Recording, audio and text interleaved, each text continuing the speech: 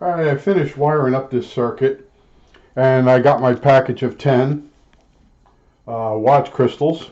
I put the watch crystal in the circuit, make sure it's in the frame, and I got the ICs in this tube, and they just came out of the tube. Even though the tube was sealed, they just fell out. Here they are. They're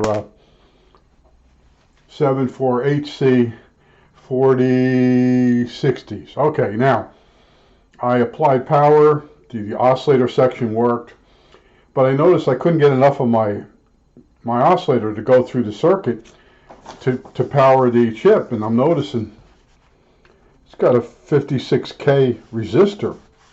I'm like, a TTL circuit or TTL logic won't go through a 56K resistor with a another resistor 10K going to ground. So I'm like, what's going on? So I'm suspecting that the VFO signal is very high that the guy used. So I emailed him. I said, what's the VFO inputs signal? And he said he used 5 volts. So I'm not going to argue with him. But anyway, he said, basically don't build the circuit. This circuit was basically just an idea or a concept. And to prove that you could use one chip to do the circuit. So basically he said, don't build it. But I've already built it. Okay, so that's a rabbit hole with a basement. So now I have the chips. And he recommended building the fast unit, wherever that is. I have to go look for the fast stabilizer.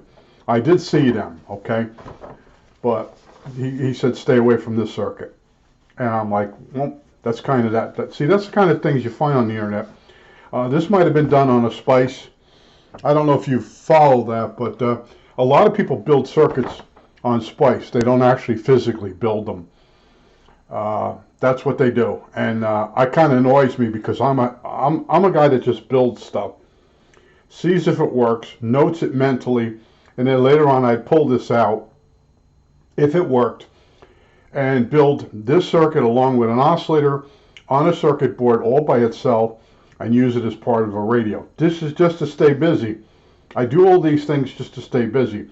This is my hobby, and I won't say it's very obsessive because lately during the day I put a couple wires on here and there when I get some free time. I don't stay with it for several hours straight. So over a period of several days, I scrap parts, I put this together. Now we know it's not really a good design, or it may not even actually work. That's the way it is, okay? But in the meantime, I'm back to when I first moved here. I used to get 1 day and a half that was decent.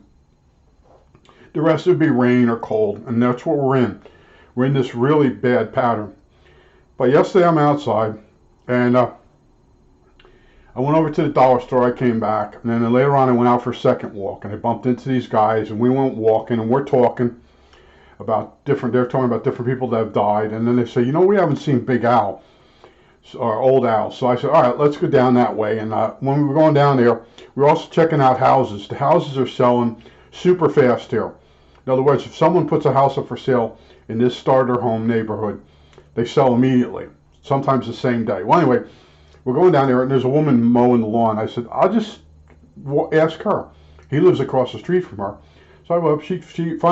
She's mowing. She's home from work, working from home, and she shuts the lawnmower over. And we asked her. She said, oh, he died a year ago. So there's another guy that I knew that's dead, but he was 92 years old. Okay, so eventually he was going to die, but that's that. But that's the stuff that aggravates me to the point where I like to work on circuits.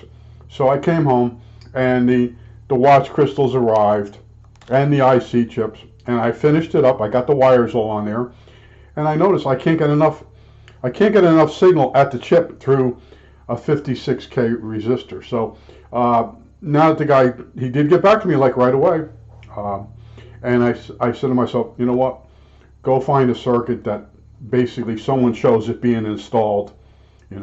I won't say I should have known because I'm in an area of a circuit that I've never built before, and that's the whole idea.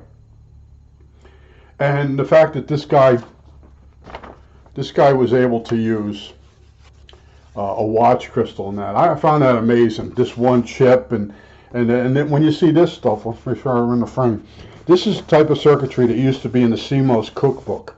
And it's like basically a one-shot. And those circuits are iffy. But, you know, I said to myself, this guy's got a lot of circuits, so, you know, what can I say about it? You know, I hook this up, I start doing tests, and I'm like, the signal's not, from the input's not getting to the chip. And I know you gotta have some type of sine wave getting to this chip. You know, and it wasn't happening, you know. But that's where it is. And he said, don't build it. It was really a intellectual task that he did. See, he basically tries to come up with ways to do things in his head, and they might not be practical in reality. See, I'm more of a reality guy. I want to find the best circuit that's the most reliable, as far as if the parts are slightly off value, it still works. That's the kind of circuits I love, like that Franklin oscillator. Okay, I built a lot of oscillators, and they were kind of iffy, and they had a small range. And then I went with the Franklin. I'm like, this is my kind of circuit. You know, it uses, I believe, 2 FETs. I showed you once before. That's my kind of circuit. Okay, it's got 2 FETs. It's got more gain, and then you provide a feedback loop, and then it's an oscillator. It's an amplifier with a feedback, like a microphone. When you put a microphone near an amplifier, it squeals. That's an oscillation. It's called feedback, but feedback causes oscillation, and that's where I'm at now. And I got to lick my wounds, you know, because I think I did a pretty nice job on this, you know, with my old eyes, and then the minimum amount of wiring on it. And I kept everything close and laid each section out. And on a piece that was already cut, it already had the 4 corner holes in it. And I don't like to work like that.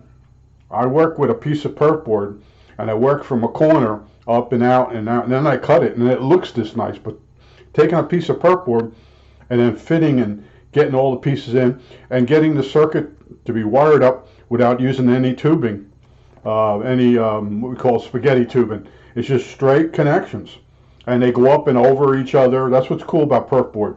You can go over the top and then come back through the bottom, and you can go over a connection. It's pretty cool. But anyway, so he doesn't recommend this circuit, and this will go in the box of circuit boards that I have left as a reminder, you know, to be more careful whose circuits you build, you know. But you got to give the guy credit. He did show me I could use this chip to make an oscillator, and it's not really made to be an oscillator, but it's that's in other words, it's a trick. Okay, you got some input gates, and you can use that as a feedback and basically build an oscillator. And then the watch, I would have never thought of using watch crystals. Okay, it's interesting at its level, but that's where I am. Another, you know, and right now it's crappy out. Okay. And I'm thinking, well, I'll go for a walk, and what I could do is shoot over and get a food order. Depends on what the weather's going to do. I think that's it. All right, that's it.